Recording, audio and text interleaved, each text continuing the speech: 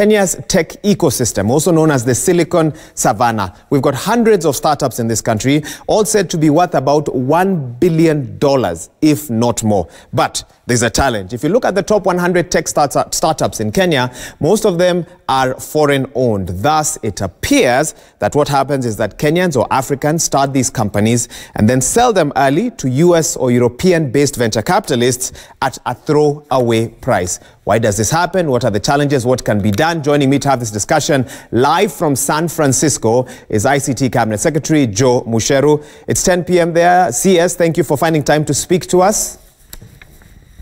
Thank you very much. Happy to be here. Good. Glad you can hear me. So why do we see this situation that funders are almost more willing to fund startups that are owned by foreigners rather than by Kenyans or Africans? I think there's two things. One, the Kenyans are willing to sell the companies actually at an early stage, so they're not always willing to hold on to the shares, because when they've started the business, maybe they want to buy a company, they want to buy a car or a home, so they tend to sell their businesses much earlier in terms of the investment.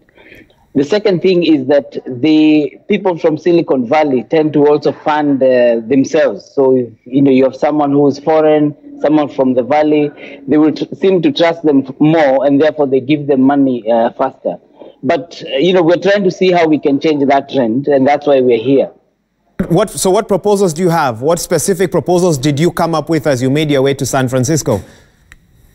So some of the proposals is that we do have actually proof that many of these businesses, the young businesses, are able to actually grow and become bigger, and we're able to show them that they are still being run by Kenyans. Kenyans who have come up with the ideas, have been able to implement, have been able to make it work. So with that track record, they should be able to trust that we can be able to grow these businesses.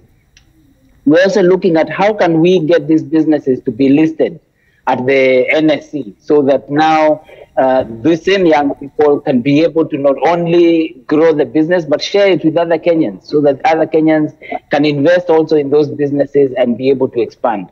But we can't do it alone. We have to do it in partnership.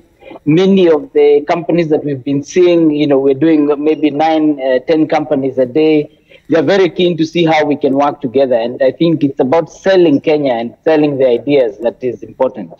Okay, so in a nutshell, what are you hoping to come out of from this San Francisco meeting? Are there any agreements you're hoping to sign? Anything definite? Last year, with the United Nations and with the American government, we signed what is called an SDG accelerator lab.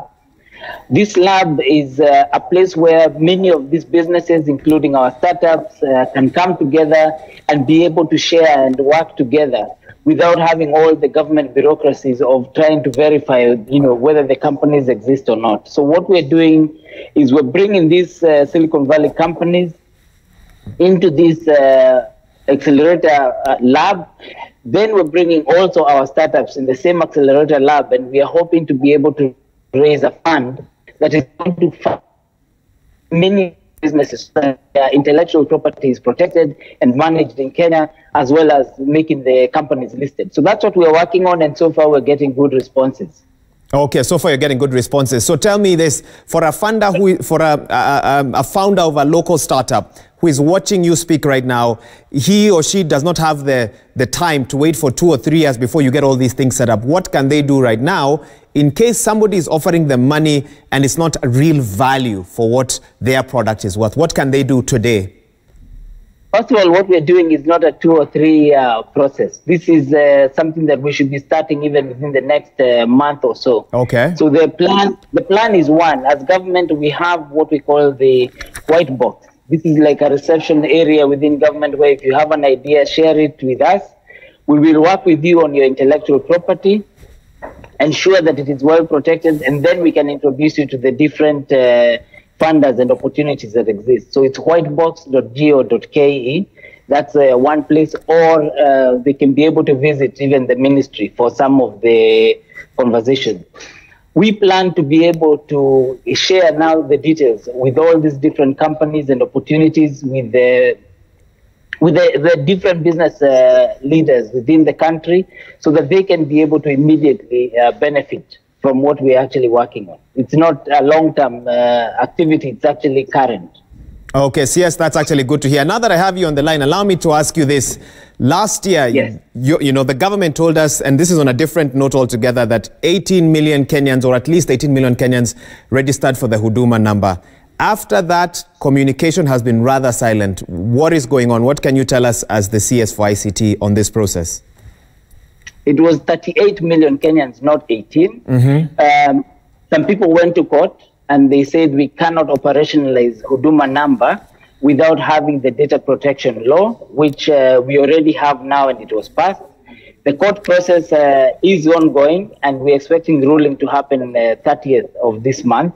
And based on the ruling, then we can proceed with the Huduma number. Right now, it's a court process that has stopped the operation. Okay, and it's interesting that you've raised the new data protection law, and one of the lines within that data protection law is that Kenyans should have the right to know how their information is being handled. What can you say about that particular provision, and how can Kenyans, for example, who registered or took part in the process, how can they query government on how their data is being handled? So that's a good question. We have the data law has in it a data commissioner. The data commissioner is someone that we are currently in the process of recruiting. This person will work with the regulations that we put in place to ensure that government can be able to provide the information that you're asking, and even the private sector. So this is something that is currently in process. Once the recruitment is completed, then all that will be put in place. It will operationalize. Okay, and Kenyans then will be able to know exactly what is happening with their data. Last question, you've mentioned that the case is in court, and of course, we can't talk about what's happening in regards to that. But what would happen once the case is over? What is the government's plan for the Huduma number rollout? Because there's been different theories that have left many confused.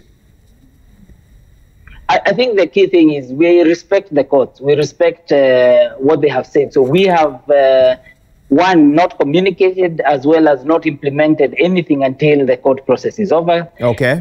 The good thing is that whatever they have brought will ensure that we have a stronger law, we have a stronger process. Now, the idea is that once we've been allowed to now operationalize, we should issue every Kenyan with a Huduma number.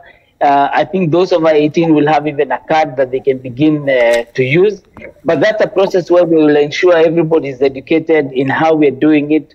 There are some who are not registered. From the census, we are at 47.6 million, which means there's about 9 million people who have not been registered.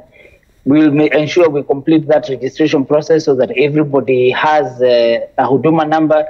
And, there's a rollout process. So within 3 months, you will see activity in terms of people having their cards, the government itself being able to implement infrastructure that will allow them to use your number. So if you want to apply for your passport, you don't have to go to Nyayo House to apply for the passport. You can do that from anywhere in the country once all this is operationalized, as an example. Okay, I still have a lot of questions on this, but as you said, the case is in court, so we'll rest on that. Once the court determines the way forward, then hopefully we'll be able to host you to get better details on this. CS Joe Mucheru, ICT, CS, speaking to us live from San Francisco. It's about nearly 10:30 there in the evening, so thank you, CS, for finding time for us today.